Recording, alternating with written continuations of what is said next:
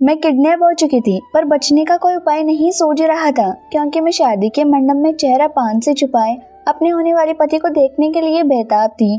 तभी तेज आवाज सुनकर जैसे ही मेरी नजर मेरे पति पर पड़ी तो मेरे होश उड़ गए। सामने मेरा पति नहीं बल्कि कॉलेज का गुंडा भैया जी खड़े थे। मुझसे जबरदस्ती शादी करके अपने घर ले आए। मैं वहाँ से भाग निकली तो गुस्से से भैया जी ने भरे बाजार में जो किया, मेरे रोंगटे खड़े हो गए, क्योंकि उसने आज मेरी शादी थी। मैं अपने यार से मिलने को बेताब थी। मैं और शेखर आज एक हो जाएंगे। तभी बाहर बाजे की आवाज आने लगी। मेरी सहेलियां दौड़ती हुई मेरे पास आई, कहने लगी बारात आ चुकी है। मेरे भाई मुझे लेने आ गए, कहने लगे सोना चलो वक्त आ गया है। मैं पान पत्ते से चेहरा छुपाए बाहर आई। मेरे भाई मुझे दूल्हे के पास लेकर आए थे। दूल्हे का चेहरा देखने के लिए मैं बेताब थी। शायद वो भी मुझे देखने को बेताब होगा। लेकिन तभी बहुत जोर से आवाज आई, इतनी जोर से कि मेरा दिल दहल उठा। मैं जैसे ही पान पत्ता हटाई तो मेरे सामने मेरा होने वाला पति नहीं बल्कि हमारे कॉलेज के गुंडे भैया जी खड़े थे। उसे देखकर ही डर के मारे मेरी हालत खराब हो चुकी थी। शादी में सारे रिश्तेदार और आस पड़ोस के लोग आए हुए थे। बहुत ही छोटी शादी थी, लेकिन हमारे सारे रिश्तेदारों और मेहमानों की हालत देखने लायक थी। डर के मारे किसी के मुंह से कोई शब्द नहीं निकल रहा था। भैया जी के गुंडे ने मंडप को चारों ओर से घेर लिया था। रहमान भाई ने हुक्म दे दिया, पंडित जी मंत्र पढ़ो, और मुझसे शादी कर ली। मुझे लेकर अपनी कार पर बैठकर अपने घर की ओर जाने लगा। एक पल के लिए मेरी जिंदगी गुजर गई थी। सब कुछ इतनी जल्दी जल्दी में हुआ कि कुछ भी समझ में नहीं आया। मैं रहमान की पत्नी बन चुकी थी। जाने ये गुंडा किस गंदे इलाके में रहता होगा। ये सोच कर मुझे उस पर घिन आने लगी थी। शेखर मेरे कॉलेज का दोस्त था और मेरे साथ उसकी शादी होने वाली थी। हम दोनों एक दूसरे से मोहब्बत करते थे।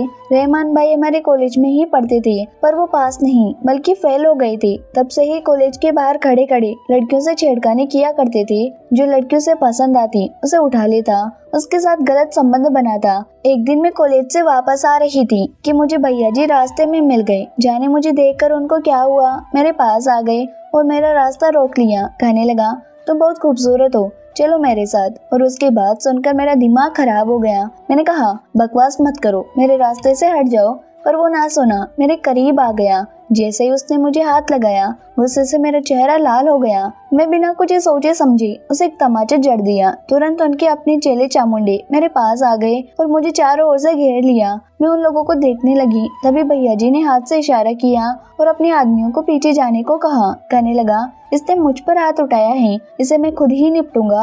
उस वक्त वहाँ से चला गया था, लेकिन अब कॉलेज आते जाते वो मुझे परेशान करने लगा। कभी मेरा रास्ता रोकता, कभी मुझ पर कमेंट पास करता, कभी मुझे गंदी नजर से घूरता। मैं बहुत परेशान हो गई थी, मुझे डर लगने लगा था। और उस वक्त मैं और शेखर करीब आ गई। मैं शेखर के साथ हमेशा कॉलेज आने जाने लगी थी ताकि भैया जी की बुरी नजर से बच सकूं। रहमान को पता लग चुका था कि मैं शेखर को पसंद करने लगी हूँ, लेकिन फिर भी मुझे छेड़खानी का मौका नहीं छोड़ता और आज मुझे शादी के मंडप से किडनैप कर लिया। शेखर के साथ मेरी शादी टूट गई थी और रहमान के साथ कार में बैठी हुई थी। मैं बहुत घबरा रही थी। अचानक उसने सामने गाड़ी शहर के उस इलाके में ले आया जो शहर का गंदा इलाका था। भले ही हम इतने अमीर नहीं हैं, लेकिन हम पॉश एरिया में रहते थे। मैं आसपास के घर देखने लगी, एक दूसरे से सटे हुए बहुत ही पुराने घर बने हुए थे। ये इलाका शहर का पुराना इलाका था। घर सालों पुराने थे, मॉडर्न घर का तो नामो निशान नहीं था। मैं सोचने लगी इसके साथ अपनी जिंदगी कैसे बिताऊंगी। मुझे कुछ न कुछ करके आजाद होना पड़ेगा, वरना मेरा तो दम घुट जाएगा। थोड़ी देर बाद एक घर के सामने आकर उसकी कार रुकी। वो कार से उतर गया। उसके गुंडे भी कार से उतर चुके थे। वो मेरी वाली साइड पर आकर कार का दरवाजा खोला। कहा घर आ गया है, उतर जाओ जान। कैसे शादी थी, नई दुल्हन का स्वागत करने के लिए कोई भी नहीं था। उसने अपने सारे गुंडों को इशारा किया तो वो वहाँ से चले गए। मैं और रहमान साथ घर के अंदर आ गए। घर के हालात देखकर मेरे पैरों तले से जमीन निकल गई। जाने कैसी अजीब सी बदबू उसके घर से आ रही थी। घर की कभी सफाई नहीं होती थी। घर बहुत पुराना हो चुका था, बिल्कुल गंदा था। सामान गंदे तरीके से बिखरे पड़े थे। वो मुझे लेकर एक कमरे में आया जहाँ एक बूढ़ी औरत बैठी हुई थी। देखकर नहीं लग रहा था उसकी माँ होगी। उस बूढ़ी औरत के पास जाकर रहमान ने कहा ये मेरी दादी है, यही मेरा सब कुछ है सोना, तुम्हें अब से इनका ध्यान रखना होगा।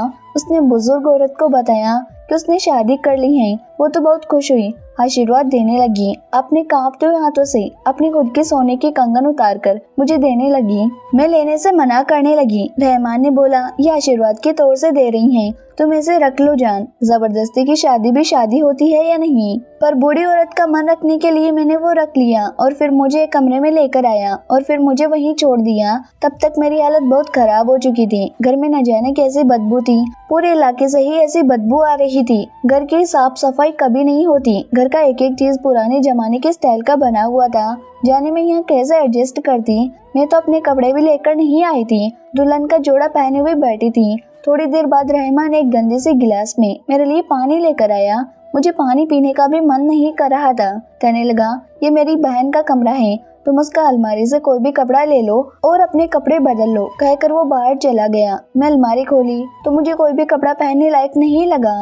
ढूंढ ढूंढ कर एक सलवार कमीज निकालकर मैंने पहन लिया। मेरी हालत खराब होने लगी थी। वो मेरे लिए कुछ खाना लेकर आया था।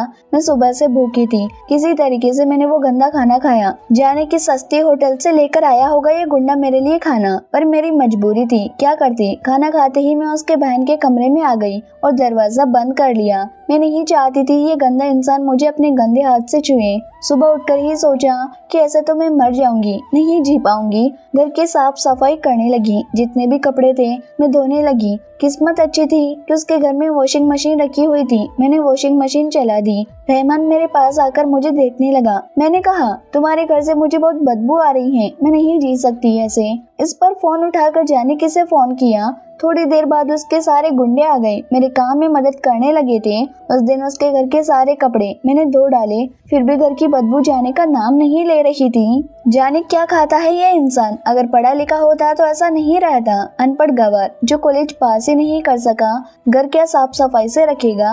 अगले ही दिन मैंने कहा, तुम्हारे घर से बदबू जाने का नाम नहीं ले रही है, मैं मर जाऊंगी। मैं घर पर कलर करवाना चाहती हूँ, घर की लिपाई हो जाएगी तो शायद कुछ बात बने। मेरे मुंह से बात निकली नहीं थी कि सारे गुंडे मेरे पास आ गए और सारे लोग मिलकर घर की साफ सफाई में लग गए। उन लोगों के लिए मुझे बुरा लगता जो भाग भाग कर घर का काम करते। घर में कलर मेरी पसंद से ले आए थे और कलर करने लगे थे। मैं घर की जितनी भी बेकार चीजें थी वो सब फेंकने लगी। फिर सबके लिए कभी खाना तो कभी चाय नाश्ते का इंतजाम करती। 3 दिन तक ये काम चलता रहा। घर बिल्कुल साफ सुथरा हो चुका था, फिर भी था तो वो पुराने जमाने का घर। मेरा तो मूड ही बहुत खराब था। मुझे रहमान से मोहब्बत नहीं थी, उसने जबरदस्ती शादी करके ले आया था। तो मेरे पास आ गया, कहने लगा, तुम्हारे रस्म रिवाज के हिसाब से हमने शादी की है, पर अब हमें निकाहनामा पढ़ना पड़ेगा। मैंने कहा, मैं तुम्हें अपना पति नहीं मानती, तुमने जबरदस्ती मुझसे शादी की है, निकाह की बात दिमाग से निकाल दो। उस रात भी मैं अकेली ही सो गई थी। उसे अपने कमरे से निकाल दिया था। उसकी बहन का कमरा मैंने ले लिया था। गलती से भी मैं उसके कमरे में कदम नहीं रखती थी। अगले दिन वो काम पर निकल गया तो मेरे पास अच्छा मौका था। मैं तुरंत ही घर से निकल गई थी, अपने घर वापस आ गई थी। माँ से लिपटकर मैं बहुत रोने लगी थी। मुझे पता है रहमान एक गुंडा है। अगर मैं उससे भागने की कोशिश करूंगी तो मेरे परिवार वालों की जिंदगी नरक बना देगा, उनकी जान ले लेगा। किसी की जान लेना उसके लिए कोई बड़ी बात नहीं थी। वो एक नंबर का शैतान था। मेरी माँ ने बहुत प्यार से मुझे खाना खिलाया था। उसके बाद अपना सारा सामान समेटकर मैं उसके घर आ गई। घर आकर देखा रहमान इधर उधर घूम रहा है, काफी परेशान था। मुझे देखते ही कहने लगा, तुम कहाँ चली गई थी? जब उसने मेरे हाथ में बैग देखा तो कहने लगा, तुम अपना सामान लेने गई थी क्या? मुझसे कह देती, मैं अपने आदमियों को भेज देता तुम्हारे साथ। तुम्हें इतना भारी सामान उठाने की जरूरत ना पड़ती, तुम्हारे नाजुक हाथों में दर्द ना हो जाए। कहकर उसने अचानक ही मेरा हाथ पकड़ लिया। एक अजीब सा एहसास मेरे अंदर होने लगा था। मैंने कहा, रहमान मेरा हाथ छोड़ दो, मैं अभी इस चीज के लिए तैयार नहीं हूँ। मेरी शादी को 5 दिन बीत गए थे, अभी तक रहमान ने मुझे हाथ भी नहीं लगाया था। कम से कम उसने मेरी इज्जत नहीं ली थी, अपनी हद में था। शायद ये सोच रहा था कि मुझे उससे मोहब्बत हो जाए, पर मैं अपने आप को उसे सौंप दूं, पर ऐसा नहीं होने वाला था। अगले ही दिन मैं घर का सामान लेने बाहर निकली तो इलाका देखकर मैं बहुत घबराने लगी। मुझे ऐसे इलाके में रहने की आदत नहीं थी। मैं ऐसे इलाके में रहती थी जहाँ चारों ओर मंदिर होते थे। यह मस्जिद को देखकर और यहाँ के लोगों की वेशभूषा को देखकर मेरे अंदर घबराहट होने लगी। मुझे ऐसा लग रहा था कोई यहाँ मेरा कुछ नुकसान न पहुँचा दे, क्योंकि मैं उनके धर्म की नहीं हूँ। पर जैसा सोच कर निकली थी वैसा तो नहीं हो रहा था। सब मुझे सलाम कर रहे थे। वहाँ मौजूद हर मर्द और औरत मुझे इज्जत दे रहे थे। मुझे समझ नहीं आ रहा था क्यों। फिर मुझे ख्याल आया, मेरा पति तो गुंडा है, शायद ये लोग भी बेचारे हों, उससे डरते हों।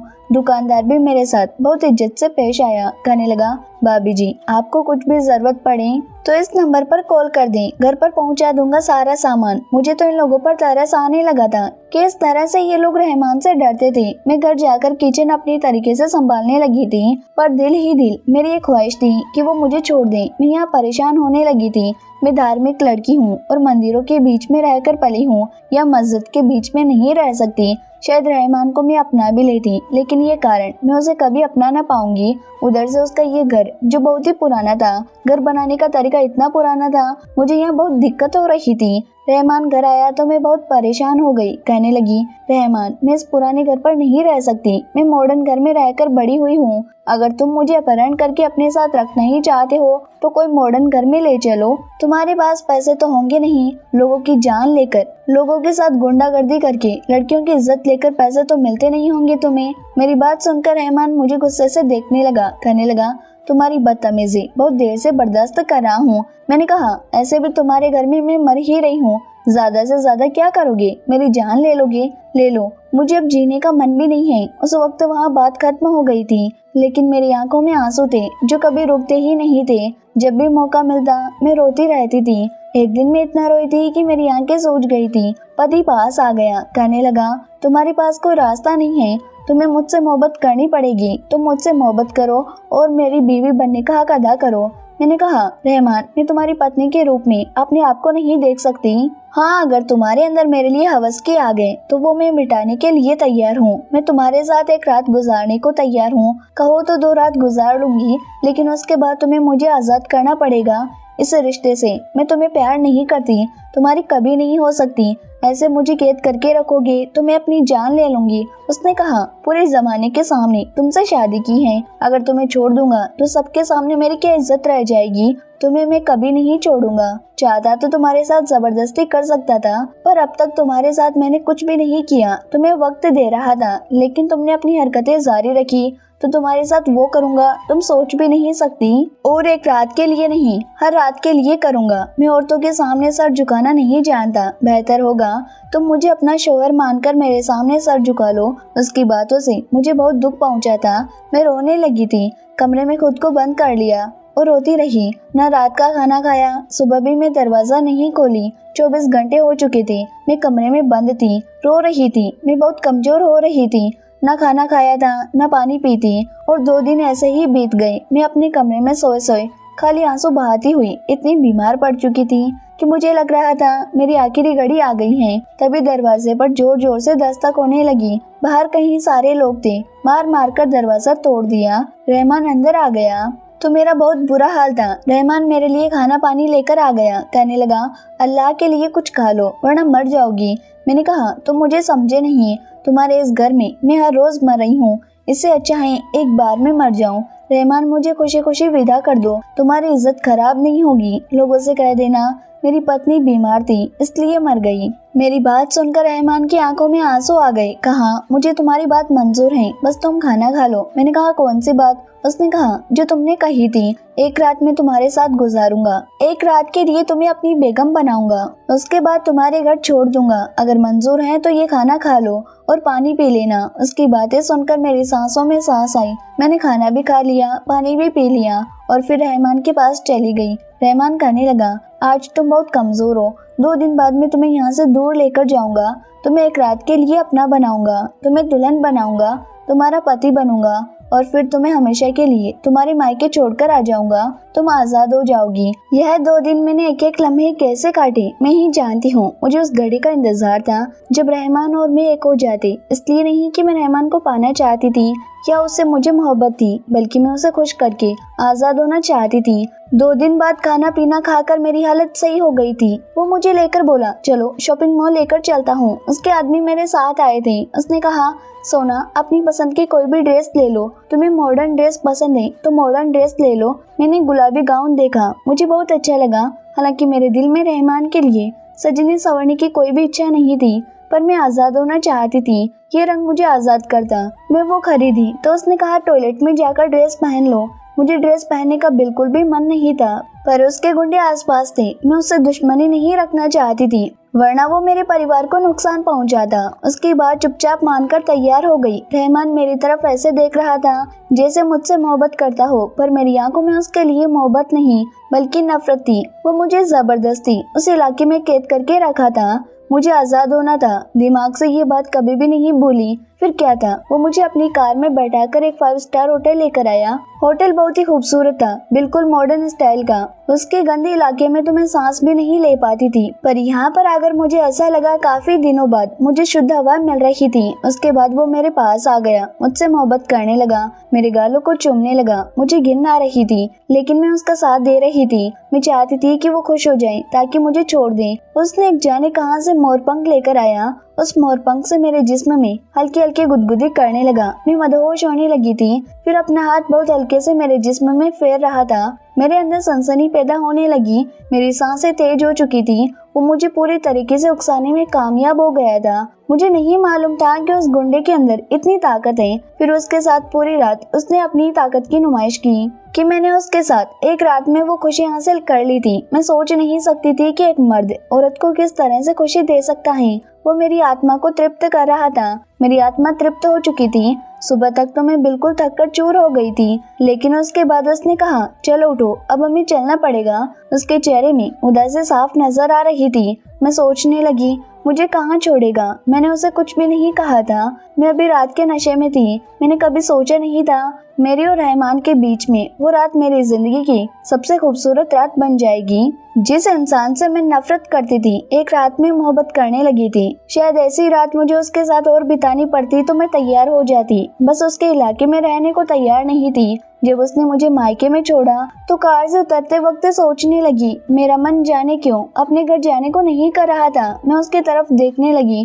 उसके करीब आई, उसके होठों को चूम लिया, कहा, ये रात मेरी जिंदगी की सबसे अच्छी रात है, मैं कभी नहीं भूलूंगी। थैंक यू कहकर मैं अपने घर की ओर बढ़ने लगी। मैं एक बार भी पीछे मुड़कर नहीं देखी, नहीं तो कमजोर पड़ जाती। उसने कहा, तुम्हारा सामान अपने आदमियों के हाथों भिजवा दूंगा। थोड़ी देर बाद उसका आदमी मेरे घर आ गया, मुझे मेरा सामान देने लगा। उसके पास एक कॉल आई, वो रोने लगा। ऐसा कैसे हो सकता है, भैया जी हमें छोड़कर, कहकर वो बेतहाशा रोने लगा। कहने लगा, भाभी जी चलिए बाजार। मैंने कहा, क्या हो गया, तुम रो क्यों रही हो? बोला, आप चलिए भाभी जी, सब पता लग जाएगा।